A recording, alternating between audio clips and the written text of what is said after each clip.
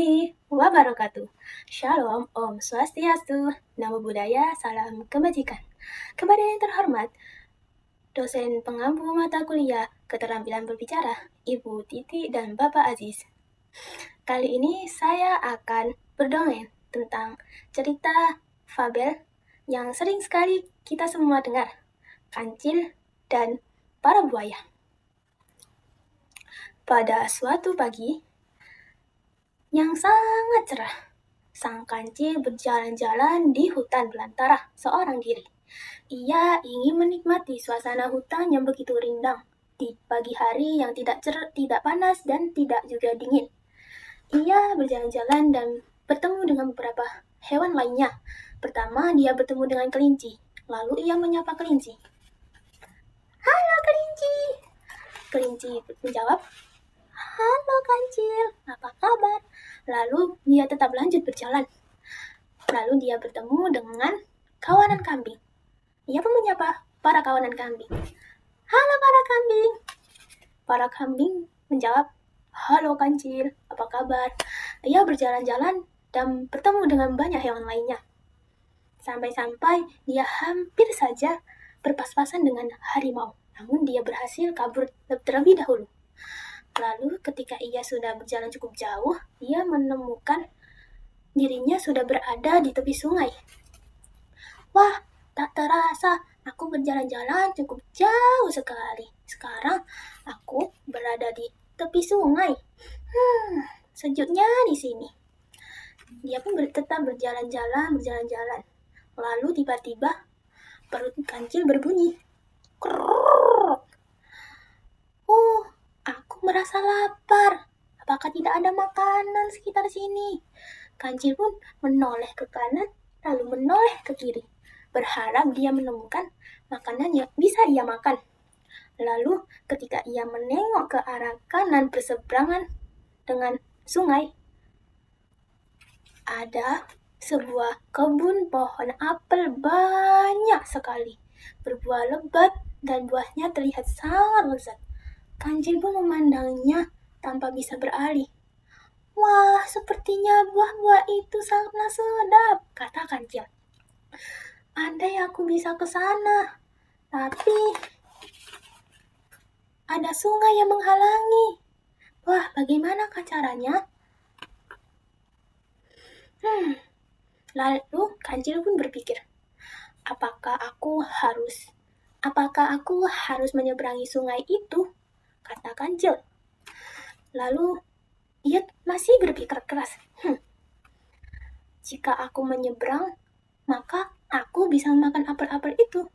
Jika tidak, maka aku tidak bisa memakan apel-apel itu, kata kancil.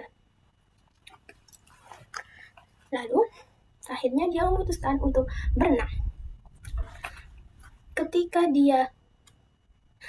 dia mau memasukkan kakinya di dalam air, tiba-tiba ada moncong besar berwarna hijau kegelapan muncul. "Wah, terkejut aku," kata kancil. "Hahaha, terkejut kau kancil. Aku kaget loh. Kamu kenapa seperti itu?" kata kancil. "Karena aku ingin memakanmu," kata buaya. Aku sangat lapar kancil." "Oh, kau lapar? Sama kalau gitu, aku juga lapar. Aku ingin makan apel-apel di seberang sana." "Tapi sepertinya tidak bisa kancil. Kau akan jadi santapanku." Wah! Buaya hampir mau menerkam kancil, namun kancil berusaha memberhentikannya. Tidak. Jangan dulu, buaya, jangan dulu." "Kenapa kancil? Aku sudah lapar." "Begini, jadi aku kan lapar. Dagingku pasti tidak enak karena aku sedang lapar. Coba kau perbolehkan aku untuk makan terlebih dahulu yang banyak. Makan semua apel-apel itu. Pasti rasa dagingku pasti nanti lebih enak ketika kau santap." "Hah? Kau memperbolehkanku menyantapmu?" kata buaya tidak percaya dengan perkataan kancil. Kancil menghela napas. "Iya buaya, aku memperbolehkanmu untuk menyantapku. Tapi dengan satu syarat. Bantu aku untuk menyeberang menyeberangi sungai ini dan aku akan bisa makan apel-apel itu. Maka nanti kau bisa makanku, kata kancil. Kau tidak sedang menipuku, kan? Aku tak mau tertipu, katanya kau sering sekali menipu harimau. Tidak, mana berani aku, kata kancil, mana berani aku menipumu, wahai buaya. Rayuan mulut kancil yang sangat berbahaya membuat sang buaya pun terluluhkan hatinya. Baiklah, aku akan membantu menyeberang, tapi akan kumanggil kawananku yang lain terlebih dahulu untuk membantu menyeberang ini.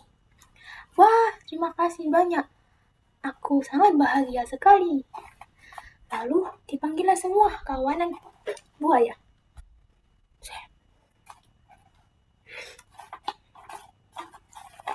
Baiklah, jika kalian sudah lengkap semua kawanan buaya, aku minta tolong kalian untuk berbaris berjajar, rapi. Dan aku akan menyeberang dengan melompati kepala kalian. Apakah setuju? Kata kancil. Lalu para buaya menyauti, baik, tapi kami juga akan mendapat jatah dagingmu nanti.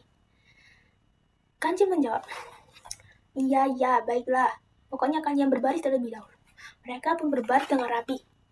Lalu kancil melompat di antara kepala-kepala buaya itu sampai ujung.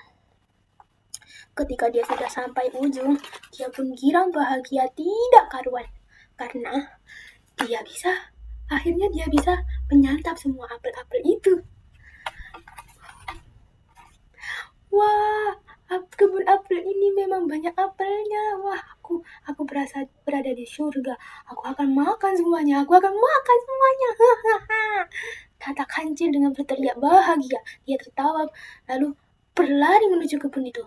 Dan dia tidak menunggu lama. Dia pun menyantap beberapa apel sampai dirinya kenyang.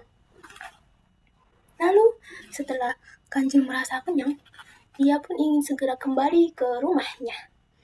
Tapi bukan berarti dia merelahkan dirinya menjadi santapan buaya. Ternyata kancil menyiapkan trik cerdik untuk menipu mereka. Wah, aku sudah kenyang. Aku mengantuk sekali. Aku ingin kembali ke rumah aku. Lalu buaya pun menyauti. Hah? Kau ingin kembali ke rumahmu? Bukannya kau ingin menjadi santapan kami? Kancil pun berkata, iya buaya, maksudku ke rumahku itu adalah rumahku di perut kalian para buaya. Tidak mungkin aku menipu kalian. Buaya pun menyauti, kau benar. Kau tidak akan menipuku kan kancil? Kembali mula ke rumahmu. Rumahmu adalah perut kami. Kata buaya sambil tertawa terbahak-bahak. Lalu kancil berkata, bisakah kalian berbaris terlebih dahulu seperti semula? Aku butuh menghitung jumlah kalian untuk membagi porsi daging diriku ke kalian agar terbagi secara adil dan merata. Oh, bisa begitu ya? Oh, baiklah. Kami akan berbaris dan kau hitunglah ya. Aku tidak bisa berhitung soalnya. Jawab sang buaya. Para buaya itu pun tetap berbaris seperti semula, seperti memberikan jalan untuk kancil bisa kabur dengan leluasa. Namun, mungkin karena para buaya itu bodoh atau bagaimana, mereka pun tetap melaksanakan apa yang diperintahkan kancil. Kancil pun tersenyum miring sebelum dia meloncati kepala-kepala buaya bodoh itu. Baiklah, kalian bersiaplah. Aku akan melompat dan menghitung kalian. Kancil pun melompat-lompat sambil berhitung. 1, 2, 3, 4, 5 hingga sampai ujung. Wah, jumlah kalian banyak sekali kawan-kawan. Apakah bisa dagingku nanti terbagi rata? Oceh kancil sebelum ia kabur meninggalkan para kawanan buaya itu.